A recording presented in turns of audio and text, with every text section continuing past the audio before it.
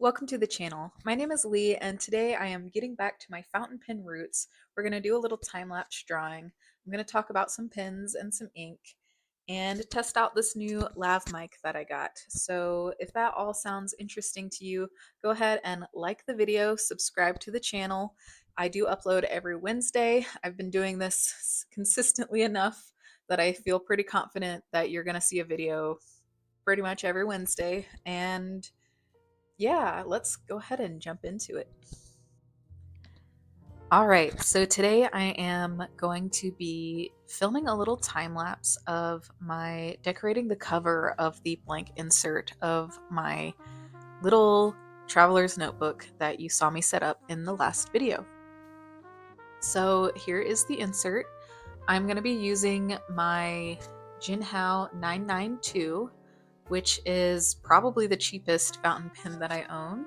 And I've paired it with the Artramentis.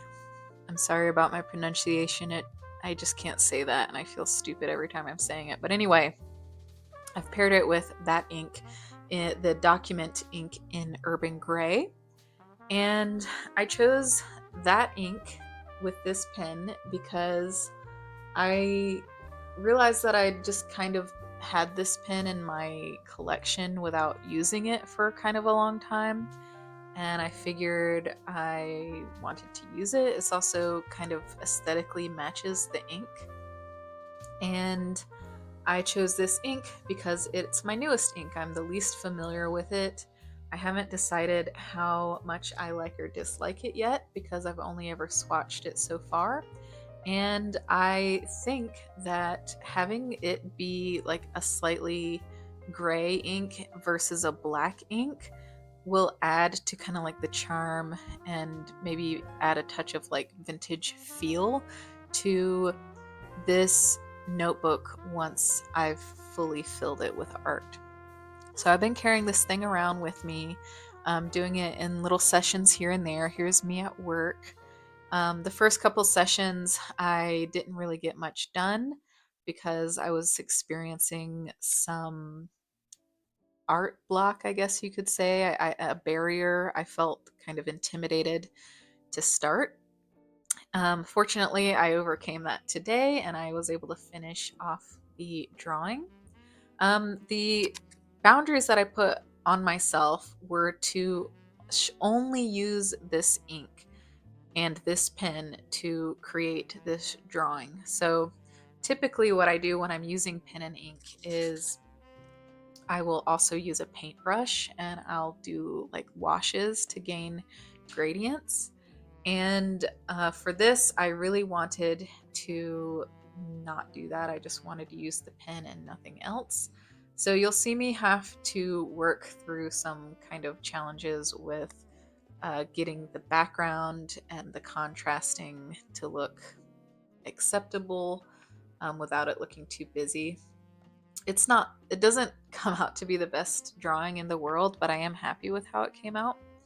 But yeah, so those are some things that I want to be using my pens more for these days, mainly because this is actually why I started using fountain pens in the first place.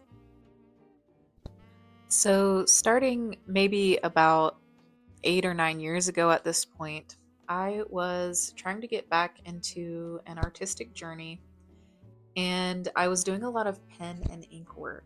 And I was using these pens called microns, which are fine felt tipped fine liners. They have really beautiful black pigment ink in them, and they made just really beautiful pen and ink line work. And something that I didn't like about them, though, was that they were not refillable. And I tested out a few refillable fine liners that had the felt tip, and I wasn't happy with how they performed. So I started looking into fountain pens. I'd seen maybe I honestly don't really remember. I feel like I maybe saw another artist using fountain pens. Actually, I'm wondering if it was maybe Peter Draws. he's definitely influenced me a lot. Um, but yeah, when it comes to this fountain pen journey of mine,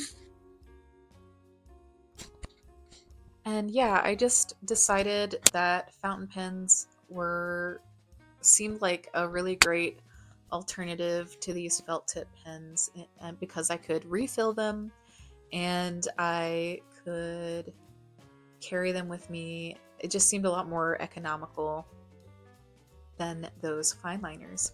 So I did some research. I got my first fountain pen. It was a pretty crappy fountain pen. I really didn't know anything about fountain pens when I bought it. It was a Dryden Designs pen. They use a bunch of stock parts. It's not high quality. Paid like $30 for it, and it's probably worth maybe $5.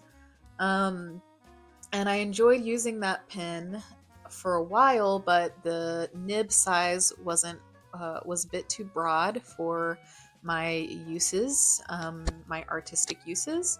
So I did a little bit more research and I started using the Pilot Metropolitans, and I bought 3 of those.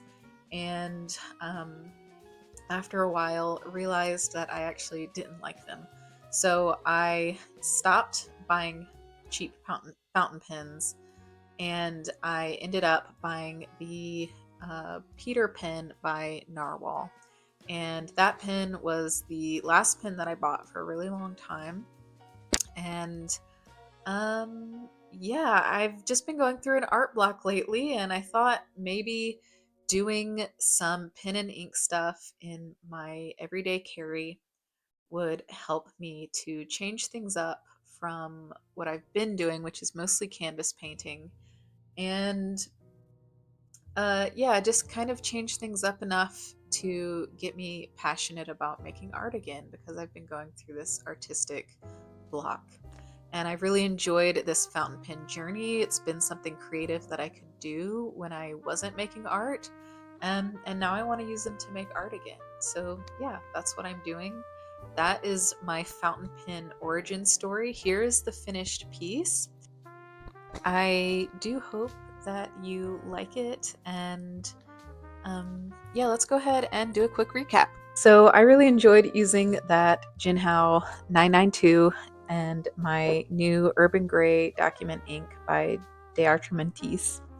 And I'm really enjoying it so far, and I'm looking forward to filling up that little art journal with more art. I love the kind of slightly vintage feel that the ink gives because it's not such a stark black color.